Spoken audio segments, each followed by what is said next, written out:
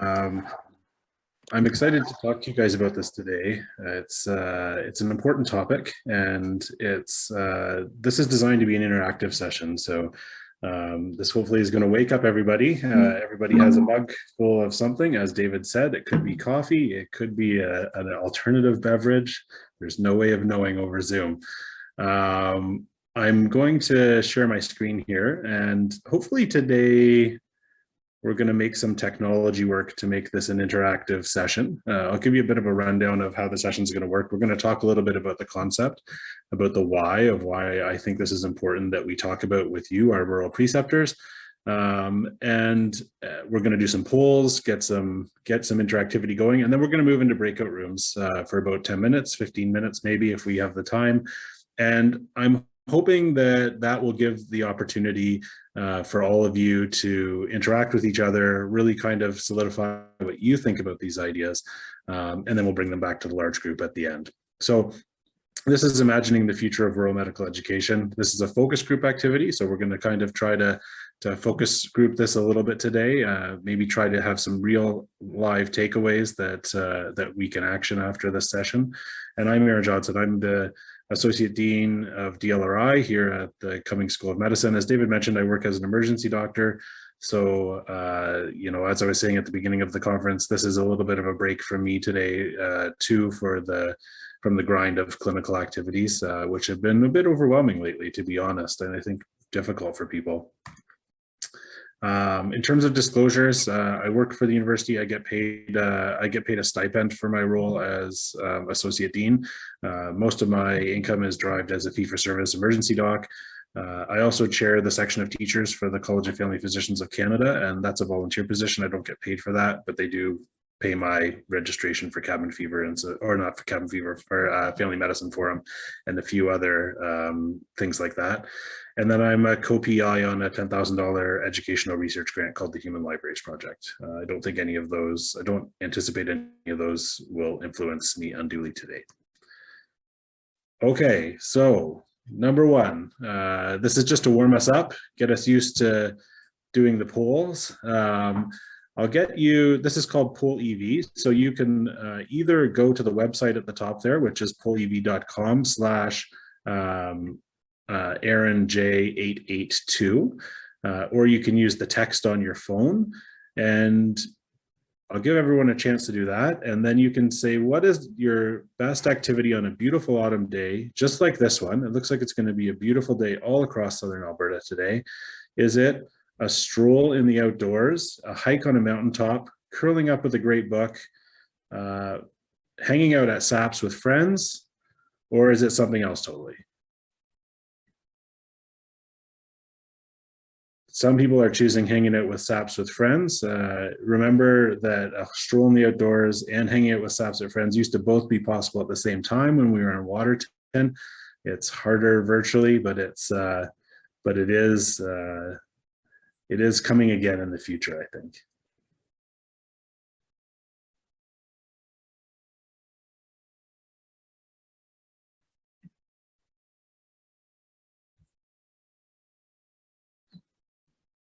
A couple of people put number one in the chat. So I'll keep the chat window open here too. And that way, if people are having problems or any issues using the Poll EV software, then we can, then you can also put your answers in the chat. A hike to a mountaintop, yeah, for sure. That's, I'd expect no less from this group. People like Christy Penner who don't just hike up the mountain, they run up the mountain, which is kind of amazing. Okay, our objectives today. We have several objectives. I want to try to identify some of the current strengths of the rural medical program, identify some of the opportunities and areas for targeted growth in the rural medical education program, and investigate difficult to solve issues in rural medical education. I totally appreciate that it's hard to think beyond COVID, and it's hard to think beyond the current situation that we are in here in Alberta currently, not only with COVID, but with our government, with an exodus of family doctors from rural medicine.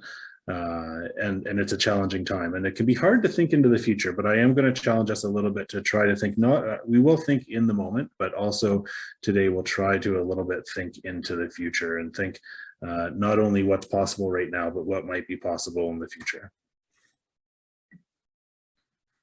And why is this exercise important? It's important because the landscape has changed, right? As we all know, we've seen colleagues leave rural medicine. We've had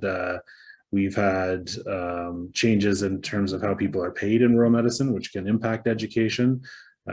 We have a pandemic which has influenced not only current teaching, but has influenced the experience of our current R1 residents. They had a really different medical school experience than any medical students we've seen before. So I think we need to regroup, we need to refocus as the pandemic wanes, or as it continues, or as it waxes and wanes. I don't know. Any of these things might happen, but we have to be ready for opportunities to advance rural medicine. Sometimes that's opportunities from my office, right? Like funding opportunities, trying to figure out how to best negotiate with government around grants and how we fund rural medical education. Sometimes it's opportunities that you may see in your community that may be local, like, hey, this might be a good moment to establish a sim program. Maybe we want to change something we're doing with teaching. And those are equally important. They're both really important things to think about for this exercise. Okay, I'm going to activate this poll. Oh, hold on one moment.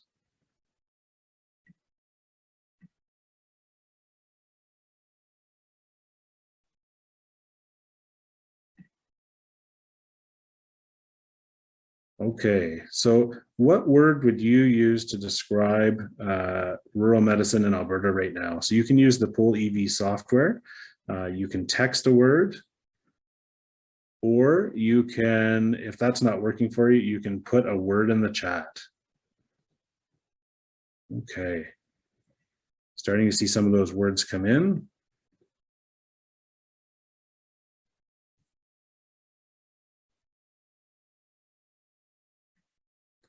So struggling, demoralizing, challenging, meh, worn, threatened, stressed, fragmented, challenging, thin.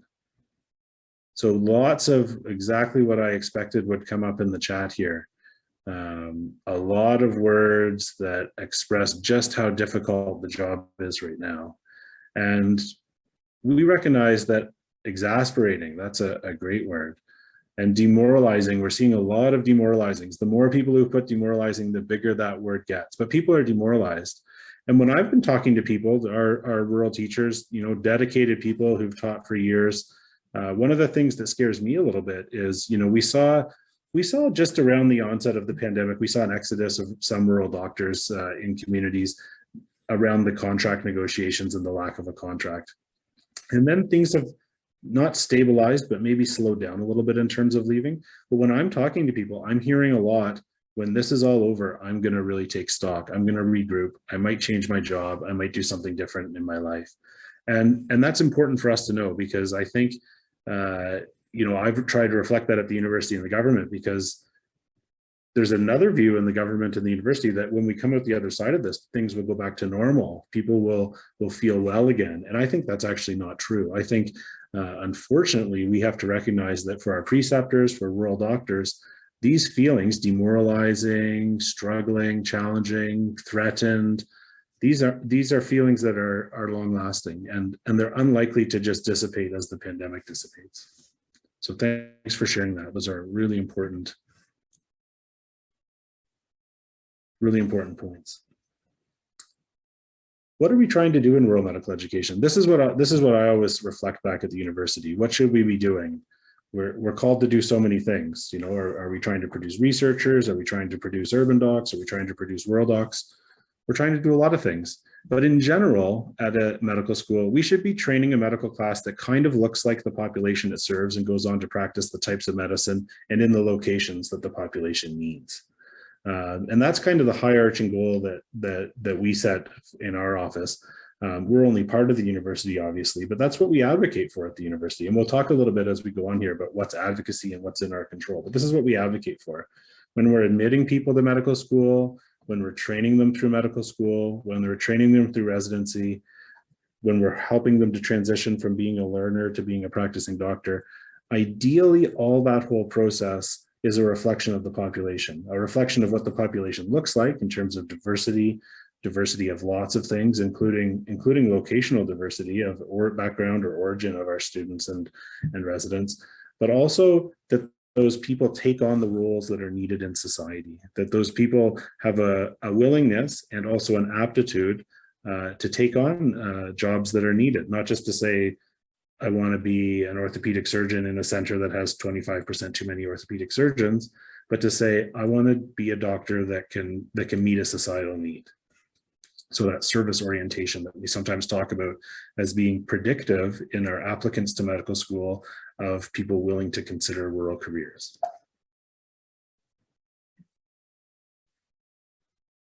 Okay, so what do you think? You know, we in the first poll, which I think was a very truthful poll, it was all about how are we feeling now? But when we think about the strengths, I can think of a lot of strengths of our preceptors in rural Alberta. What do you think the strengths of rural education in southern Alberta, or if you're in northern Alberta, are right now? Our preceptors, that's our number one strength. Our people are our strength. There's no doubt about that. And we have great rural training sites. So we have among the, I would say, the most rural training sites that really do broad spectrum, full scope family medicine care. So we have a lot of choice and a lot of capacity sometimes to train those in those sites. So that's, I think, similar to exposure. Lots of stuff up there about dedicated preceptors. Sarah put in the chat resiliency, and I hear that. I think you know, I always think we shouldn't need resiliency, because resiliency is how we cope with a broken system. But our preceptors have shown resiliency. Our preceptors are still teaching in spite of all these challenges. Some are teaching more in spite of all these challenges. Depth of experience, that's a really good one. So we have a lot of preceptors who've been with us for a long time. And that's reflected there too. The start of the RAS program goes all the way back to 2001. That's 20 years now. So we have strengths, and we have strengths to draw on. And I always think our people are our number one strength. Our preceptors are a diverse group in lots of ways. There is good diversity reflected within our group in terms of what people do, in terms of backgrounds, in terms of different experiences, in terms of bringing different perspectives to us, telling us different things and having different opinions. Our ability to allow learners to engage and practice medicine. Learners have played a key role at our site in keeping up with patient needs. So our learners are our strength. That's a really nice one. How are we doing for time? We're okay.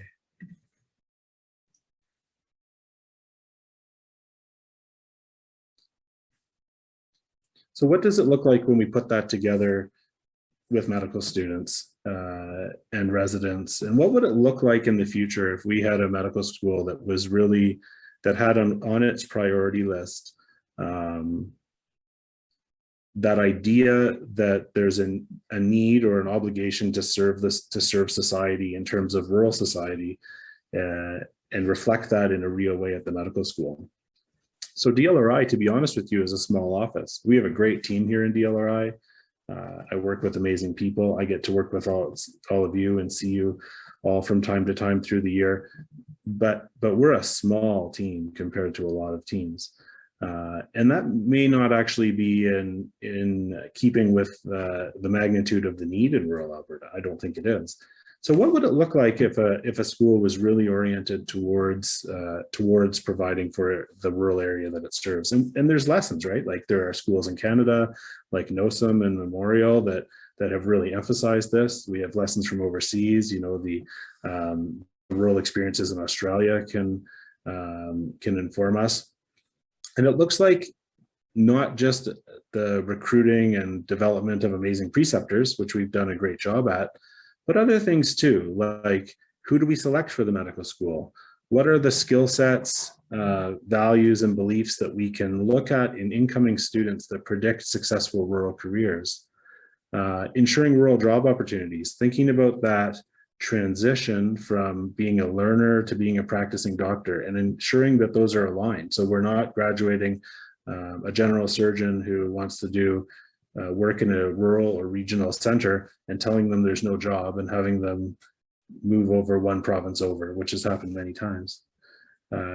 Having rural input into medical school decisions, rural faculty input, but probably input of rural communities as well, and funding rural things. And at the university, research and scholarship are important. Knowledge generation is part of the key role of the university. So having rural faculty members, full faculty members, who can participate fully in a paid way, not an off the side of their desk way, in rural scholarship and rural research, I think is an important thing for what really could it look like at a rurally centered medical school. So when we're thinking about all those things, when I think about all those things, initially I think, well, let's do all of them right away, because that's kind of how my brain works. I like big ideas and I like aspirational goals. But I try to temper myself by thinking about what's within my sphere of control. What are the things I can change today? What do I have power over where I say, that's a good change and we should do it, and I can personally make it happen? And those are great things to initially focus on. Beyond that, I think of a kind of a bigger circle where I think, what's in my sphere of influence? So not maybe something I don't directly control, but maybe something I can influence. Maybe I know the people who do directly control it. Maybe I have a say, but not full control in it. And then what's in my sphere of advocacy? So what are the things that I have little control over, but I can advocate for? And then I guess there's another one that I didn't mention there, which is what's beyond my control. And those things that are beyond my control are important to recognize, because we don't want to be spending all of our time in that beyond our control. That's a frustrating place to be. That's where we start to feel like we're spinning our wheels. And we can think about that in terms of maybe, when we're thinking about even frustrations with government and with contract. Well, what's within our control with that? What's within our sphere of influence? What's within our sphere of advocacy? And what's beyond our control, where we shouldn't be spending a lot of time because we just can't have any impact?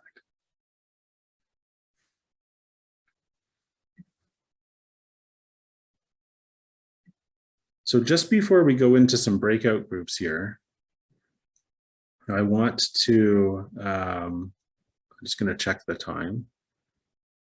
Yeah, we're doing okay for time.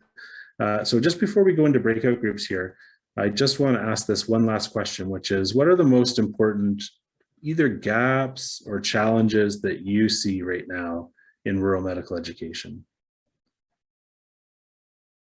And this one's going to be a sentence one again, so you don't have to confine yourself to one word.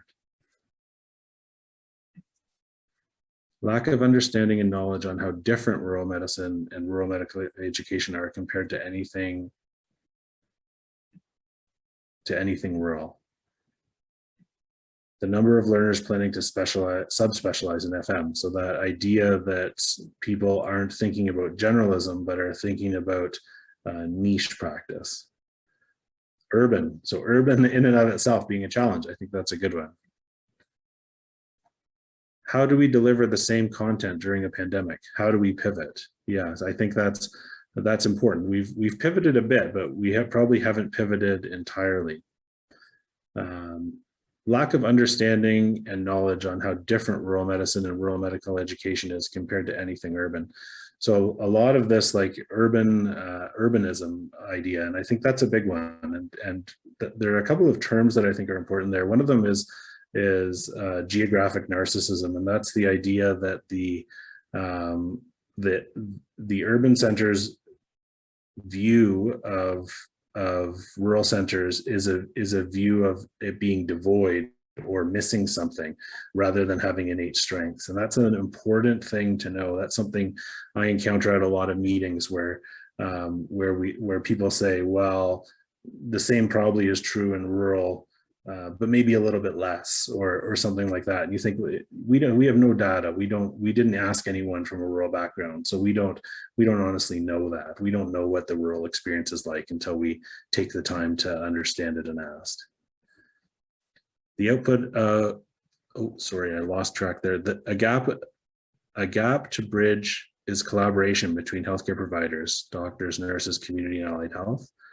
Gavin says, the output of universities does not match the workforce needs. That's a critical one.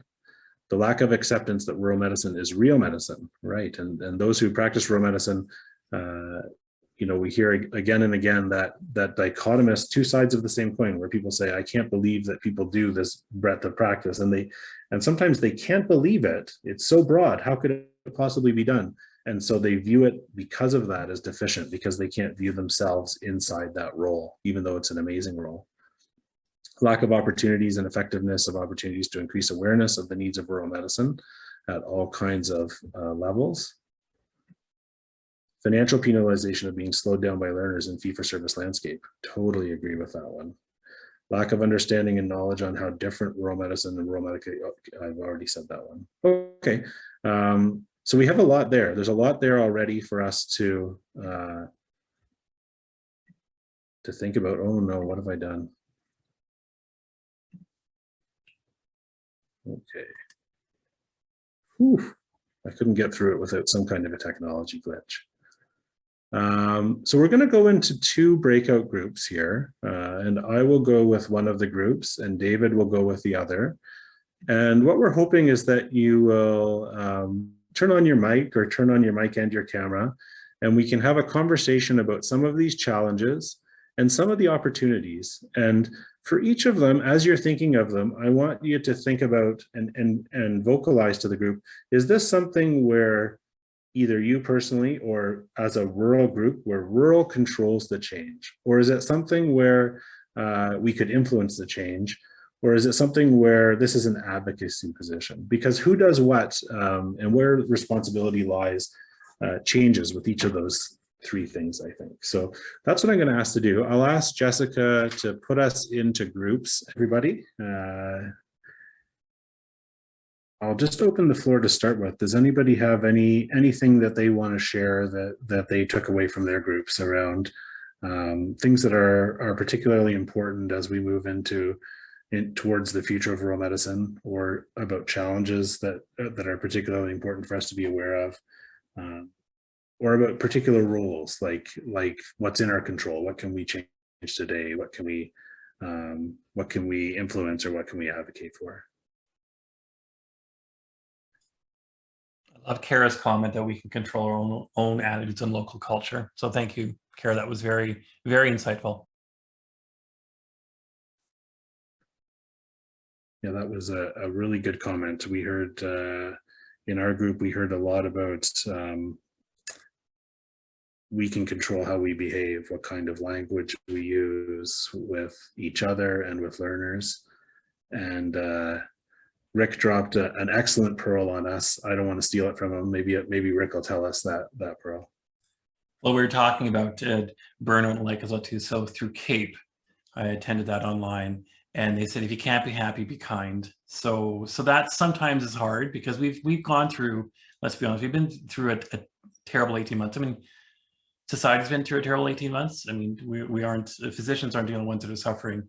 But I try to remind myself, okay, if I can't be happy in this moment, I'll be kind. Yeah, I love that. I think that's next time I'm feeling grouchy, Rick saying that is gonna pop into my head, I think. But it's not me though. I have to attribute it to CAPE. It's a wonderful doctor from Ontario that said it, so I'll have to find the reference. I'm sure spreading the word is probably more important to that person than getting the citation. So, David, did anything come up in your group that you want to share? Or you want to call on somebody to share? Yeah, maybe I thought we had a really good conversation there. Talked a lot about sort of the two sides of the coin with the virtual access, and speaking about some of the broader challenges of things we can't change higher up the food chain, so to speak. I'll pass that to Christy. Sure. No, yeah, lots of our discussion was about virtual care and virtual education opportunities. And I think the two things that we came away with was just the need for ongoing networking and faculty development, even if it is through virtual education opportunities like SAPS, and then exploring opportunities at the UME level for more rural physician involvement through virtual education. I think we recognize that early exposure to rural medicine is important, and the virtual classroom has provided the opportunity for some rural educators to be involved early on and continue to foster those opportunities. And hopefully DLRI and Yumi can help with that. Thanks, Christy. I know Gavin had his hand up at the end of our conversation and didn't have a chance to speak, so I'll just ask if Gavin has anything he wanted to add. Thanks. I'm just making brisket and pavlova behind me, which are very long processes for dinner tonight. Yeah, I think we identified, I mean, a lot of the themes we heard in our group of, the advocacy and the different routes, whether that be through the AMA and, volunteer organizations, things like that.